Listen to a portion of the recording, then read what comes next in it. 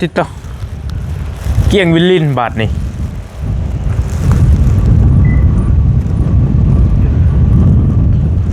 ทักทายสบายดี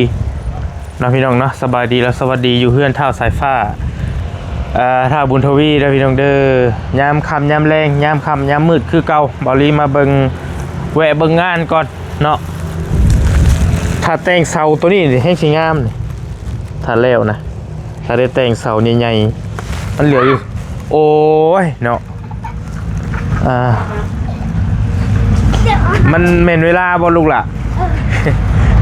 เพิ่นว่ามาพี่มานี่เร็วอันน่ากินเนี่ยฮะมันมัวแท้นี่อันน่ากินนี่กินข้าวแรงแล้วบ่ลูกกินแล้วไปสู้เมย์จะกินไปบริเขามาเบิ่งงานเห็นน้องสายฟ้าแล้วก็จักหน่อยสิไปหับทางสร้างทางบ่อตูนหรือว่าทางประธานฟ่องเพิ่นหาทางบริไปหับ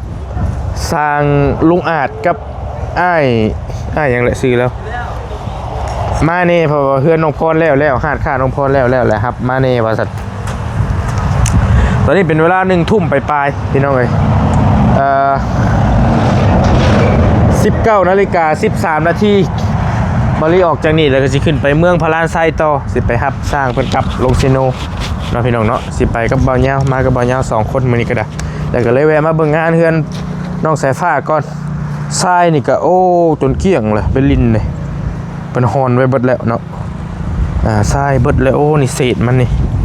ต้องได้สั่งมาใหม่อีกแล้วนี่ถือว่าเพิ่นฮอนไว้เบิดเลยคักกะลีเกี่ยงบินลินพี่น้องไอ้พี่แต่ว่ายังแต่เฮเฮาน่าสิได้อีกสักรถนึงแหละน่าสิพอทรายนี่แต่ว่าเฮาก็ต้องเพื่อตัวเทพื้นอีกเทพื้นใส่หลายเติบอยู่แล้วพี่น้องเนาะตอนนี้พอแล้วโบกได้วิธีแล้วตอนนี้แล้วเพราะจับเหลี่ยมนี่จับเหลี่ยมเสาทางนอกนี้โอ้คักพี่น้องงามทางนอกนี่เกี่ยงบินลินแล้วก็ลมพัดลมอากาศเย็นลมหนาวๆมื้อนี้มันก็สิเฮงว่าอยู่ดอกเบิ่งทรงก็ได้ที่ว่าแล้วทางหน้านี่ยังเราเลาะออกมาด้านข้างพี่บัดค่ำมืดแล้วก็ยังลุยคือเก่าเราก็ได้เนาะต่อทางนี้เนี่ยประมาณ3 หน้านะ3 ห้องพี่น้องเอ้ย1 หน้า 2 หน้า 3 หน้าแล้วแม่นเบิดนะข้างนี้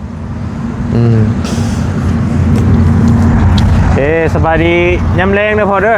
สบายดีโอ้เป็นได้ยังลุยต่อคือเก่ายังมันบ่แห้งก็ลงคลองแล้วบัดปัดโอ้ยังลายบ่ปูนเบิดแล้วได้ผสมมาแล้วเบิดแล้วมีแต่เก็บอันนี้ซื่อเก็บเรื่อยๆแล้วก็เบิดโอ้โดยมันนั่นได้มันคำย้อนนั้นน้ำเฮานี่แล้วน้ำเพบ่น้ำเพแล้วไปตักเขาไอ้พวกแก่ไฟมาเลยมันคำโดยจริงๆไล่ว่าให้มันแล้วเลยแล้วมันน้ำเพเลยเอาน้ำเสียพี่น้องเลยซื้อใดมาใส่ซะบ่เนาะซื้อใดมาใส่พร้อมแล้วบ่ลีเลยมันลำบากเขานายุ่งนายิ่งอยู่เพราะว่าเฮาโยม2 คนเปลี่ยนกันเขา2 คนแม่นเฮาโยมน้ำก๊อกตั้งแต่เริ่มเฮ็ดเฮือนได้พี่น้องเอ้ยมันก็ถือว่ามันทนเติบอยู่น้ำก๊อกก็ได้กระบทนเติบแล้วแม่นปกติมันคนนั้นโยมคนนี้โยมจนว่าแล้วเฮือนเฮาโยมของเบิดเฮือนเลยนะตั้งแต่เฮ็ดห้องน้ำมาเลยก็ได้โยมตลอดเลยก็ห้องน้ำช่วงนั้นใครแนะนำแม่นมันนี่มันให้สิเร่งไปแล้วเนาะความหมายว่าคันว่าสิซื้อใดมาใส่ผัดไฟฟ้าเอาผัดมันชั่วข้าวนะพี่น้อง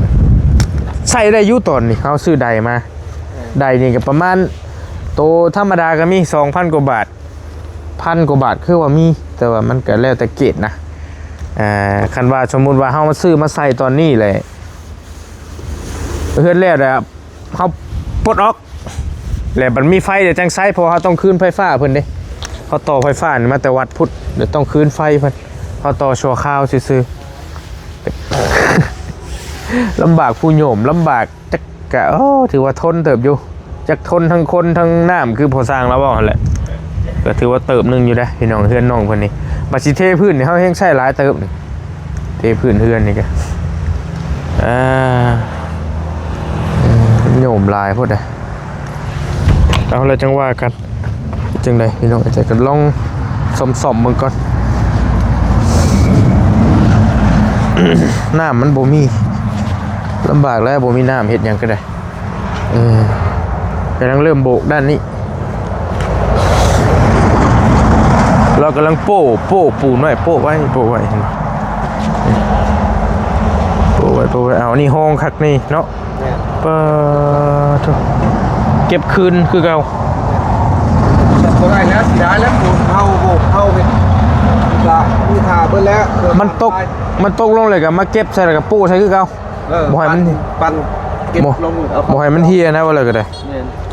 บ่ให้มันทิ่มโอ้คือว่าเราก็ละเอียดละอออยู่ใช่ได้กะ ปั่นมาพี่น้องพร้อมๆมาเบอร์อื่นนี่ก็ถือว่าน่าสิฮู้เรื่องอยู่ด้านเบอร์อื่นนี่น่าสิแล้วทางเบอร์อื่นนี่แล้วเลยทางนี้แล้วก็คิดว่าได้ขนาดน้ามันยังบ่มีปัญหาแล้วก็มาหน้าพี่อีกก็ประมาณมื้อนึงมาพี่อีกประมาณมื้อนึงนี่อยู่นี่มื้อนึงก็คิดว่าน่าสิแล้วปั่นอ้อมๆมานี่แล้วก็มาเหลือฟังพี่บัดฟังสุดท้ายนี่เบิ่งเดี๋ยวขออนุญาตอันนี้เป็นฟังสุดท้ายนี่ฟังสุดท้ายอยู่นี่ประมาณ2มื้อไปยังหึงอีกประมาณ4มื้อไปบอลี่เบิ่งนี่โบกเพื่อนน้องสายฟ้านี่ประมาณ4มื้อน่ะ4หู้พล4มื้อน่ะสิแล้วตามเบิ่งนี่ได้พี่น้องคิดว่าถ้าบ่มีหยังผิดพลาดคลาดเคลื่อนน้ำมันบ่ออกเนาะมันเป็นได้มาเบิ่งก่อนโอ้นี่เพิ่นเขียนไว้ก็ถึกโอ้มันมอนเลยโอ้ออกแต่บ่แห้งเห็นบ่ใช่โยก4-5เทื่อจังออกนี่โอ้แต่เก่าเตะโชว์ได้นี่เห็นไหมบ่ได้ซ้ำเหี่ยวยอดนี่โอ้เนาะโอ้มีปัญหาแล้วนี่มันหลายคนสูบแล้วก็มันสูบลายกับปกติมันแหละน้ำก็ได้จักสึกจักมันยังไม่ยากมันอยู่หนีว่าเลยจนแต่เริ่มเห็ดเฮือนหั่นน่ะแต่ถือว่ามันทนเติบอยู่ทนมัดเติบอยู่น้ำเขาก็ได้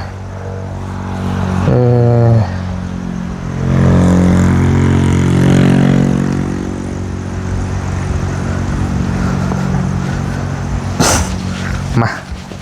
โอ้ยคือเมืองหนาวคือคนหัวแตกยันๆแท้จังวะมาเข้ามาในพี่ก่อนเด้อบัดนี้หนาวพี่น้องเอ้ยทางในเฮานี่เห็นคักแรกนี่ทาสีได้แล้วนี่สบายซำนี่ทาได้เลยแล้วจังว่ากันปู้6เนาะหำเนาะง่ายข้าวสารเนาะว่าพี่นี่คือว่าแล้วมันเฮือนก่อสร้างมันนั่นนี่แหละจ้ะลึกพี่ลือสบายดีเด้อสบายดีกินข้าวแรงแล้วบ่กินแล้วได้ไผโยมน้ำให้เฮ็ดน้ำตายน้ำแตกนะเขาไม่ชุกสิเขาไม่ชุกเมย์คนได้เฮ็ดถามเราเบิ่งดูเขาไปเฮ็ดว่าเสื้อพักจับไอ้บี้เฮาบ่มันโยกมันลายเลยกับปกติมันแหละมันก็น่าจะเรื่องน่าจะมากเลยเอาอีทีบ่ยาวตั้งแต่เริ่มเฮ็ดเฮือนน่ะโยมเอาอย่างเดียวเลยน้ำนี่ก็ปกติมันข่อยกะโยกได้ก็ตายเนาะจนแล้วเฮือนถ้าถือว่าเติบนึงอยู่ได้ตัวห้องถอคือตอนตัวมีน้อยแน่สมเท่านึงแล้วพี่น้องเอ้ยรอบนี้จะสิเอาได้รอบนี้มีนัดชิปโอ้หัวหยงลมแห้งเนาะมันนี่เนาะตัวอีกตัวมีนัดชิปหวานเขาไม่ได้ขายน็อตเนาะเย็นอากาศเย็นแห้งเมื่อยบ่อยู่ได้อยู่บ่อยู่ได้อยู่เนาะธรรมดาพี่น้องเอ้ย เลิกแล้วว่าพ่อ ปั่นเปล่าไว้เลย เอาอันนี้มันบ่แข็งบ่ ก็เขาสิขึ้นจะพื้นนี่เขาปั่นก่อนขึ้นเบิ้ลเลยบอก โอ้ ผู้ชายมันว่าเอาก็เพลินละ โอเคอันอ้ายจะไปใช้หามอันนั่งลง เราไปหมดต่อ ฮะกูจะไปนั่งข้างแม่จ้ะผู้โอเคอันนี้ไปเก็บไว้ก่อนอันนี้ไปเก็บไว้ก่อนเด้ออิ่มแล้วป่ะจะเก็บไว้กินมื้ออื่นแล้วแต่ก็ได้อะเก็บไว้ก่อนโอเค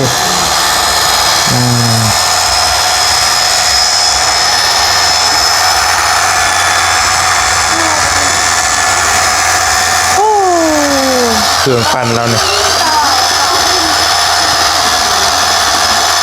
โอ้เนาะ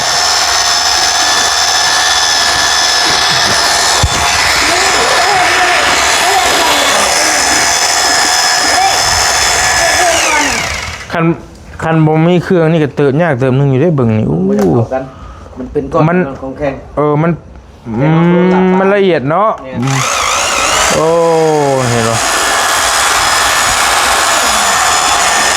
แตกยั่วๆ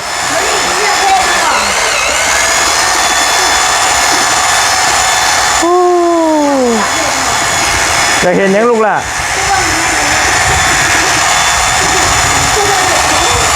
คักสุดเครื่องปั่นปูนอันนี้บ่มาให้โชคบ่ โอ้มันมาต่อไฟ โชคเชียวหอกเลย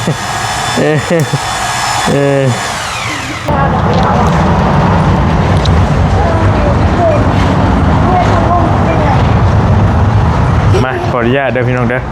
เดี๋ยวสิมาล้มน้ำน้องๆเพื่อนแหละสีออกไปสวัสดีน้ำแรงหนาวเลย มาวะ ไอ้ไซโคมเมย์คนฝากมาให้ไหมตัว เหยี นี้ ยบตีนก็น่าเฮ้ยหมอนี่ ลองเบิ่ง ทำเป็นแท้เลย เมย์คนฝากโคมมาให้เบิ่งล็อกเราไว้ก่อน เราก็ได้บอก หอห้องกระแจเลยหอห้องใส่กระแจ จะนอนใช้คืนนี่ลูกล่ะ นอนอยู่นี่นอนห้อง นอนน้ำเมย์ไหมบ่ฮะ เลย โอ้ฟิลึกเว้ย คุณ สวัสดีเด้อพี่น้องเด้อกินข้าวแรงหน่อยเนาะ เลย โอเคกินกับยังหาได้ยังกินฮะ ต้มมีเหรอ ต้มมีวะ กินจะบะเนียว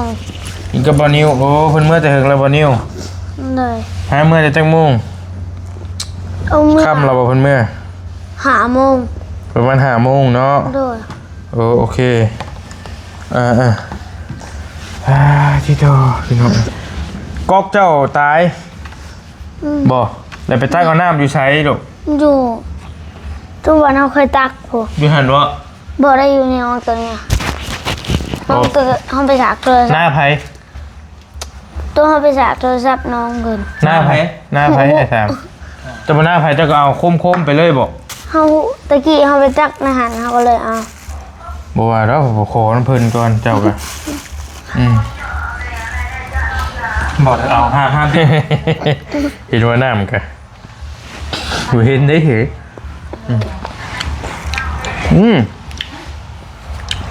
หนาวเลยปะ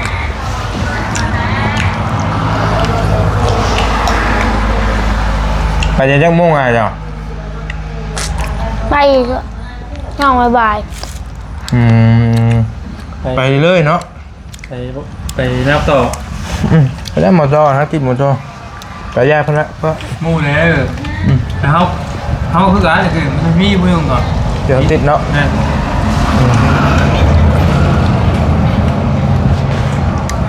เบาเชียงขอช่วงหนึ่งน่ะเป็นช่วงเงินได้ มีเบาเชียงเลยกับเบาเดือนเบาเดือนจอยนะ ทำการมาจากอะ โอ้พอกันได้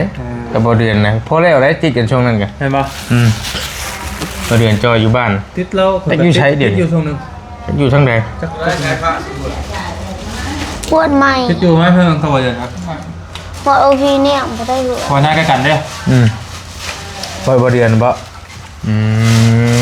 ถ้าชื่อหวดใหม่ครับ เฮาไปซื้อแต่บ่เนี่ย Ừ. เดี๋ยวก็ซื้อขนมมาเลย ฮู้จักชื่อหวดชื่อหยังไม่อยู่เจ้ากันเนาะ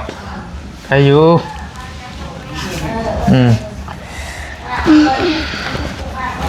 ยังอยู่บ่เงินทองเอาบ่น้ำอ้ายกันเอาก็บ่ บ่ได้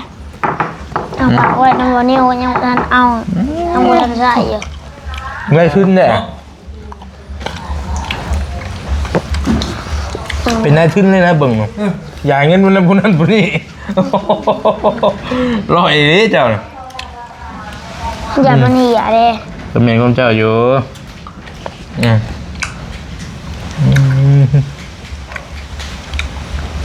ประมาณอีก4 มื้อบริไลบ้างนะแต่ผมมีปัญหาอย่างแล้วโบก เขาวันนี้หาม พวกเองชื่อได้ ต้องถามเราอีกเดือนนึงก็ปัญหาเลยนะ หามือ บึงหามือใช่อย่างหึงไป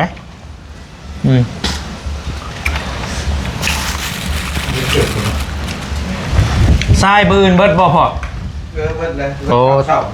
ถูกต้องได้สั่งมาเลยแสนเนาะอย่าโทษซ้ำมาเลยที่สั่งมาให้ดอก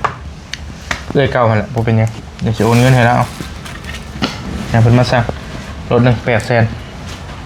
ไปโทรเอาว่าอะไรกับเงินปูนยังบริจายอยู่วันที่ฝากบอลเงามาจ่ายบอลเงากับมาทำกันครับทำกันนี่ ไปเท่าน้องนิ้วมันมาแต่เท่า7 โมงวะแล้วบอกไว้แล้วออกไป ป้าอยู่มา7 โมง9 โมงแล้วมาหอดพี่ แต่ผมเป็นยังนอกไอเวียดเพิ่นแบบว่าไงเพิ่นว่าเช่น เข้าไปว่ามันปิดอีกแล้ว ก็บ่ปิดก็ไว้ให้แล้ว แต่ว่าช่วงหลายปิดแล้วปัน ไม่เลิกกันมันเย็นอยู่ ทุ่มเคิมบ่แต่ว่าเราว่าเส้นได้จังซีเส้นได้หรอตอนเรามาตอนจ่ายข่อยยังไงก็ได้เหรอแต่นี่ก็จะเส้นไปเลยเอาไงใกล้ๆแต่ชีบ้านเฮาเป็นเอ้ยเพิ่นบอกกันง่ายเพิ่นดาวกันยังก็ได้ละ ง่ายปล่อยเบียร์ ไม่ได้ยากไปแล้ว ผาด แซ่บอยู่ ข้าวผัด ร้าน จ้าง นี้นี่ แม่สิขึ้นไปลาดอีกบริวารแล้วขึ้นไป เขาว่า เอา จ้าง ทีมงาน ไก่ งานช่างมันก็บอกไกลแล้วบอกเป็นยังไปได้สบาย ผู้ที่เขานอนหลับ ตอน ตา เรามาถ่ายอยู่ห้องแล้วไอ้บริมาเวะไอ้สิเมื่อเลย กินนอนมันหนาว เลยค่าไฟน้องเพันจ่ายได้พอ ง่ายเลย เอามาค่าใช้จ่ายให้ไหม เต็มบาทยาแล้วเงิน หาให้ยังไง ค่าไฟเคลื่อนน้องใช้ผ้านี่แล้ว นี่ตัวหยาดใจ ตะกี้ว่าจะให้น้องนิ้วจ่ายน้องนิ้วว่าผู้ใหญ่ทั้งเพิ่นอยากจ่ายแล้ววันนี้แหละเขาจะเอาให้พ่อก้อนจะเราบ่เอาเงินเราออกเขาว่าน้องเพิ่นอยากจ่ายแต่เพิ่นมาจ่ายขึ้นทั้งเฮาก็ได้บ่เป็นหยังนะพ่อเอาให้พ่อแล้วนะครับเราเอาเงินเราออกเด้เอาแล้วนี่นะ เอา บ่เอาไปแล้วนะบ่เป็นโซนเทนเพียงไปแล้วมันสิ ใช้ผ้าซื้อขนม 180 บาทซื้อ ให้แม่ไปการ ซื้อหวดเงินไผ มันพอสร้าง เงินพอช่างเท่าไรจะซื้อหวดคือบอกเงินเจ้าซื้อเจ้าก็บอกเงินเจ้ามีอยู่นะบ่อนิวคือบ่ให้แล้วเอาเงินตัวนั้นซื้อ วันนี้ซื้อผมไปเอาซื้อได้ บ่อนิวซื้อแต่ว่าเราเอาเงินพอช่างบ่บ่พอเอาเงินเจ้าบ่ พอสร้างเราผากเด้ อ๋อ เป็นอะไรเอา อันนี้เงิน เอาแซ่ ตัวนี้เงินค่าหวดนี่ตัวนี้ค่าหวดนะ แย่งทิ้งเงินกันนะบัด ค่าหวด เกิดการแย่งทิ้งเพื่อ โอ้เราได้เงินคืนเงินออกมาแล้วบ่น่ะ ร้อยนี่ตาย เอาเงินเพิ่ม เอาซื้อวัดแล้วกันนั่นแหละ เอาเงินเล่าบ่ ว่าแล้วแทนเงินนี่คืนแล้วเพิ่นเงินเพิ่น บ่ตีเล่าเลยเห็นเนาะ ว่าเส้นเครื่อง เดินชนน้ำมันเลย เมียข่อยคือกันได้เมียข่อยกันขอเงินน้ำเพิ่นนี่ เห็นป่ะ เงินข่อยได้ให้แต่ว่ากันให้ชื่อหันชื่อนี่ให้ก่อนเอาไรอยาก ช่วงบ่ ก็เพิ่นแล้วไง ก็ว่าอยากเงี้ยๆให้แล้ว ได้แล้วจะนึกไปกับคออะไรกับเขา ขอบ่ได้ก็รักเอาง่ายไง คนรักของใครนี่ของเจ้า ได้ เจ้า ยังไง เออ ยกมา หน่อชิต้ม ต้มอะไรต้มด้วยน่ะใส่ไหม ข้าวปิด นี่แหละ มาเดี๋ยวอ่ะ จะใส่ป่ะ ใส่แล้วหน่อยน้ำพอ เนี่ยแกจะกิน ป่อปันเชี่ยวเพิ่นได้เถียงเพิ่นว่าเลยร้อยเดียวได้ หน่อย โอ้พี่ลึก เฉพาะเลี้ยงแกะบึงเลย ลึกขี้ลือเขากินเลยนะ 4เดือนวันยังได้บ่ โอ้ย เราเศร้าอ่ะ เนาะ ได้ ไว้เนาะ เฮ็ดหยังก็บ่ได้เด้อบัดนี้ แอบแล้วมันหนาวเลยแอบพัวเลย แม่ เอาชุด ได้ปะมานอนนั่นห้องพ่อมันนี่เรียกห้อง ก็ได้เวิร์ดเฮาวันนี้ ก็ได้เพื่อน นอนน้ำเมย์ใหม่ลองนอนเบิ่งน้ำเล่าแล้วบ่นี่ นอนคืนหนึ่งเลย เราเป็นได้เป็นได้เมย์ผู้นี้กับผู้นี้ฮะ แล้วนอนเครื่อง ไผนอนควง ฮะจับเรานอนเครื่ ไผนอนควงเมย์คนใด พูด ผู้ใหม่นี้ เด้อ เอ้า โอ้ ตีนกาดข้อกาดอย่างไปหน้าคันผู้ควงลายกันเลยอืม ไม่ควางลายก็หมูสุดเมื่อคืนอยู่บนที่มานอนมา นี่หันหัวลงมาลุมพี่บ่ เดือด เคยอยู่ อืม เดือด นอนกับลูกน้อยหลายแล้วก็ระวังมันพยาธิ มันถักเป็นหรือมันเองนะถ้ามีลูกน้อยเพื่อนพยาธิทำพบลูกเขาเลย เมย์ข่อยนะให้เมียข่อยนอนใกล้ลูกเพราะว่าเพิ่นบ่ควงปานใดข่อยนี่ควงข่อยน่ะตีนก็ทับคอมานี่เรียบร้อยแล้วลูกนะ พวกนี้ระวังอีกเขาอีกแล้ว มันบ่ได้ เมื่อกี้ก็เป็นอยู่แต่แบบหักหลังมาแบบเศร้าขาดได้ลูก มันคืนเนี่ยติ้นควงไปฝาดคอบนที มึงเมื่อมาตีไว้ฝาดคอบนที กินเบิดทีมเลยเนาะไมโลนี่จ้ะยังจักช่องเอ้ยเบิดนี่บ่ เดี๋ยวมีศพหนึ่งเลย อากาศหนาวสี่สดห่อนโซ่ ไมโลเมย์เพิ่นฝากมามื้อน่ะ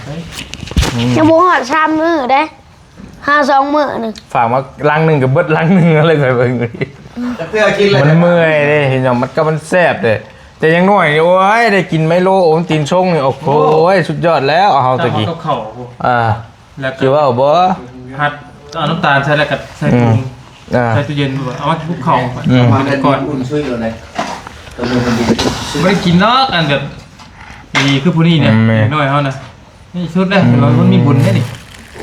โอ้บ่มีบุญได้ได้เฮือนหลังบ่ใหญ่ มันต้องมีแล้ว โทรศัพท์กระลิ่นจนว่าอันนั้นโทรศัพท์กับเครื่องใหม่มือหนึง โหลดเกมได้แล้วอัน นี่ ใส่คนละ เฮ็ดหยังเกม เฮ้ย โหลดมาลิ้นติเฮ้ย น่ะ นี่ยังขี้ออกมาดิ เดี๋ยวเห็นบ่เหล็กจับไม้นะ เล็งมาบ่เล็กมาบ่ ก็เห็นแต่ไม่เอาเดี๋ยวมาสอบเลย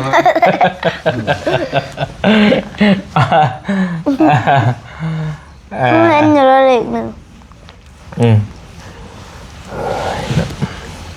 ซีหันมันบ่เป็นหยังติพอน้องๆเพิ่นผสมบ่แบบใดบ่ค่อยมีความรู้ปานใดเรื่องซีนี่ก็ได้ มันทำได้หน่อยเหลือนดูนะ โอ้ เพราะว่ามันจะเป็นขนาดที่กันมันก็ข้างนอกปะไว้ตรงนี้ก็มันส่วนเขาบ่ทันได้เจ้าบ่เป็นยังดอกตัวเจ้าน้ำมันก็มีส่วนแน่เพิ่นเจ้าเพิ่นกระเทยบ่เลยนี่เจ้าครับเป็นใช่ เอาจอกนี่คือบ่มีกา โบกแล้วเบิดพุ่นแล้วจังเพราะว่าเฮาโบกนี่มันก็เรามาโบกทางนอกนี่มันก็สิเปียกทะลุทางในอีกนี่ ก็ได้มีแต่ด้านนี้ แม่ทีนี้มันเห็นแล้วถ้าเพิ่นว่าได้ยิน FC เพิ่นส่งมาหาว่าตามหลักมันต้องเป็นเดือนเป็นอันนั้นผัวสั่นมันเห็นคัก แห้งคักแล้วเด้ แต่ว่าบ่ปานนั้นก็ได้ดอกบ่รีเบิ่ง ประมาณมีกีฬาหางมือ คิดนึงเนาะไป มันนั่นแหละ ให้มันมั่งคักแล้วท่าพี่น้อยได้อยู่ก็น้อยเดือนมันคือสิบ่เฮิงพุ่นก็น้อยเป็นเดือนถ่ายเป็นเดือนก็ได้ ถ้าเป็นเรื่องให้เลย ได้อยู่ดอกนี่ก็เห็นนี่ก็ได้แล้วนะนี่ข้างในนี่ไงถ้าได้แล้วกินแล้ว ถ้าไปเดือนแห่งดี บอกแหงไว้ บล็อกนี่เฮงไว้กว่าดินจีเนาะ จริงๆนี่เปียกไว้ มันตก10 มื้อยังบ่แห้ง โอเคสักพี่น้องครับ นี่แหละบานนี่บริก็ยังข้างยังบริซื้อมาอยู่เพราะว่าอยากให้มันอันนี้แหละบ่อยากให้มันหกนะป้าไว้มันแล้วอย่างข้างบ่จังเอามา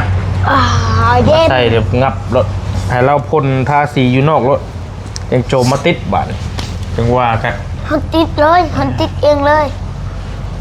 คักเลยนาวได้นี่พี่น้องบ่แม่นโบนี่เด้เจ้าองศาเบิ่งดูประธาน เรื่องบ่เป็น มันมีอยู่ในหน้านี่เจ้านี่นี่ โอ้ บอกว่าคนเขาเบิ่งก่อนฮะคือเป็นอันนี้วะโมเมนต์26 มันเหงาหัน ป้าใส่ไอ้ไปป้าเด้อ ด้วย จะขึ้นไปพารานก่อนไปครับสร้างเพิ่นมือเฮือนอันไหนก็สร้างทีมงานหารถไปครับในประตูนปัญหาขึ้นไปพุ่นแล้วก็สิแล่นมาแล้วก็เมื่อเลยกลับบ้านเลย เมื่อนำเจ้าเลย ต้องว่ากันอันนี้ก็ได้พอบ่ได้มีหยังบ่บ่มีหยังเนาะ มีแนวต้องการได้น้ำกับทรายนั่นแหละไม่เลือกเวียดได้น้ำ คิดได้ดีเนาะบัดนี้เนาะ มีต้องการ ต้องการปูน ได้ ต้องการน้ำกับทราย ต้องการปูน้ น้ำมีแต่เราแปลงเองเราแน่เฮ้ยเราเฮ็ดได้แต่สิเราแปลงบ่เป็น เฮาต้องเฮ็ดได้มันสิได้กอกเอาว่าแบบนี้ซะ ำเจ้าต้องมีน็อตซิป ดึงขึ้นมากเลยที่งานน้องชิดหาน้ำใส่ยางกันแบบคือเฮาเคยเห็นนั่นแหละคันชิดึงเบิดอันโตแบบมันบ้ามันรุดมันพัดมันบรรนักบาด เกิบเนาะแล้วก็ใช่แต่ก็เนาะเกิบการาเทียมปาดเด้ เขาไม่จะเกิด หุ้ยบ่ แม่นเจ้าฮู้กลางเด้เจ้าฮู้กลางแล้วหันน็อตใช่บ่ แม่ยุทธจรเป็นผู้อ้อมได้ แต่น็อตมันรุด เฮาแดกลงไปเนาะเฮาแดกลงไปน้ำมันชิวิ่งกันหู้หันไปไม่ได้ดึงแล้วมันชิมีตัวปิดมันเป็นช่องสั้นไหนท่านมาหลอดอันยังเขาคนในจักเขาหันบนโตมันจะสวยเขาบองมาไปเห็นจุดก่อนเขาเบิ่งแล้วเขาเห็นมันมีของเขาขายตัวอยู่แถวนั่นเขาบะมี่มาดู ไปบอกลุงนอมเจ้ามาแปลงให้ มันไกล โอ้ มามืดนะ ผู้เราเจาะน้ำนี่มันสิง่ายกว่า เราผัด เรานี่แล้ว ลุงน้อยอย่าง ลุงผู้นี้ เราผัดไปตัดอ้อยเราผัดเราไปเผาสวนอ้อยเรา บ้านเลือกเอาสีม่วงมาให้อยู่ คนนั้น แมน คนละคน คนบอก นี่ลูกปลูกทางเรื่องนี้ปลูกเลี้ยงงัวนี้ คนละคนเลยแต่พอเราก็มีความรู้อยู่แต่ว่า เราบ่มีอุปกรณ์ เครื่องเขานี่แล้วจะมันหาซื้อยากในบอดี้เลนบ่หาทามตอนนั้นคืออย่างตอนนั้นเขาบ่มีขายเลน3-4-5นี่ทั้งนี้แกกระทึกแต่นะบ่มีบ่ได้จนเมื่อยอ่ะดิซื่อ ตัวเก่ามันเป็นยังมันเบามันตกลงไปวันนั้นโตนะฮะอยู่ในตัวพื้นนั้นข้างอยู่มาแล้วตัวนั้นนะตัวเก่า เอาบ่ได้บัดนี้ เอาก็ได้สิดึงขึ้นเบิดได้ตัดถอดแล้วเช็ดเอาไหมใส่ไปก็ นี่ไปสิตัดถอดตัดขึ้นมาครึ่งหนึ่งแล้วก็ ลองเบิ่งพอมีวิธีเฮ็ดอะไรก็ วันมื่นอันนี้สูบน้ำเขาได้อาบหนึ่งเอายางเคียนบุรีเห็ดคืนบางเดียกเด็กน้อยนี่นะ บางดี เจ้าองศาว่ะ ก็ได้ก็ได้จรวดแล้ว พอเฮาก็บ่ค่อยมีความรู้ปานใดนะเรื่องนี้ก็ ก็หมวด ปานใด เขา ก็ง่ายๆซะ ร่ม บ่ค่อยรู้ปานใดแต่เรานี่เห็นเราเฮ็ดได้อยู่ก็ลองเฮ็ดเบิ่ง ได้อยู่ กรณีว่าข่อยว่าสิซื้อใดมามันผัดมันสิเป็นกระเทินน่ะนะไฟเฮามันโบถาวรดึงขึ้นดึงลงลบไปลบมาอีก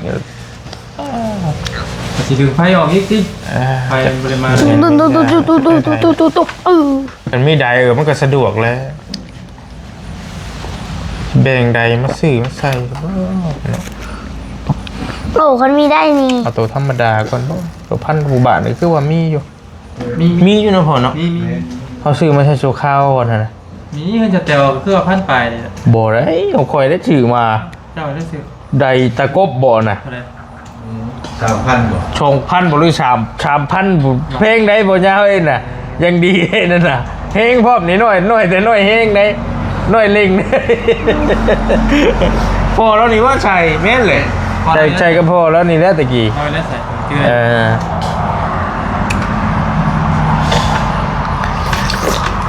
คันซื้อใดมาแหละต้องได้ซื้อโทรมาอีกบ่พอหรือว่าเอาโทรตัวนี้ก็ได้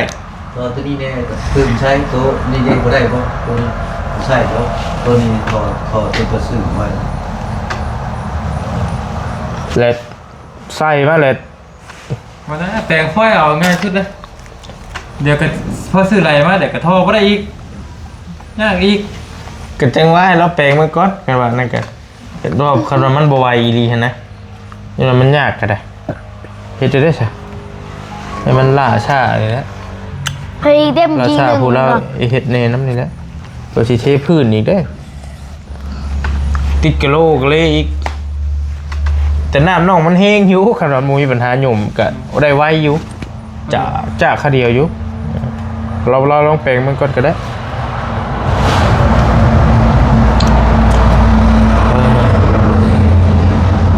เอามันขาดเนี่ยกับพอซื้อเอาก่อนนะพอเด้อเดี๋ยววันใดๆก็อันบอกเอามาอธิจ่ายคืนให้มันต้องได้ซื้ออย่างกับจังหวะใช่เดี๋ยวเขาจะสร้างมาให้ดอกอาทิเขาจะส่งให้เพิ่นมาส่งเบอร์เช้าการเพิ่นสิมาได้ คือไปส่งมือเลย บ่ยากดอกเดี๋ยวอาสิโอนเงินให้เพิ่นเองตัวไหนเราเคยมาส่งอยู่ เปิด ไปโอเคพี่น้องบอลลี่ขอตัวจบคลิปเดินทางก่อนบัดนี้สิไปทางเทิงคุณต่อเนาะมาเบิ่งเดือนน้องสายฟ้าก็มีปัญหาหน่อยนึงมีปัญหาเรื่องน้ำปัญหาหน่อยนึงอยู่สิแหละพี่น้องอุปสรรคเข้าแปลงเท่านึงแล้วตอนนั้นกับบริแลนด์ไปหาซื้อโอ้ยวุ่นมันบ่มียางขายมันบ่มีคันเห็นแล้วจะกระห้องควักมือใส่แล้วเนี่ยเด้อบ่ต้องญาติเด้อบอกแล้วเนี่ยลุงหนอมเจ้าน่ะถ้าเห็นเล่านะครับ เปิด บอกแล้วว่าเบิ่งหน้าไม่แห้วนี่เพิ่นบ่ใจดำปานนั้นดอกสบายดีอยู่ดีมีแฮงพี่น้องร่ำรวยแล้วจังว่ากันเด้อ ดีเด้อ ไปก่อนเจ้าสบายดีเด้อไปปิดให้อันนี้ ปิดวะอยากปิดอะไรได้เฮากะ เอ๊ะ โนต่อตีแต่ติดกู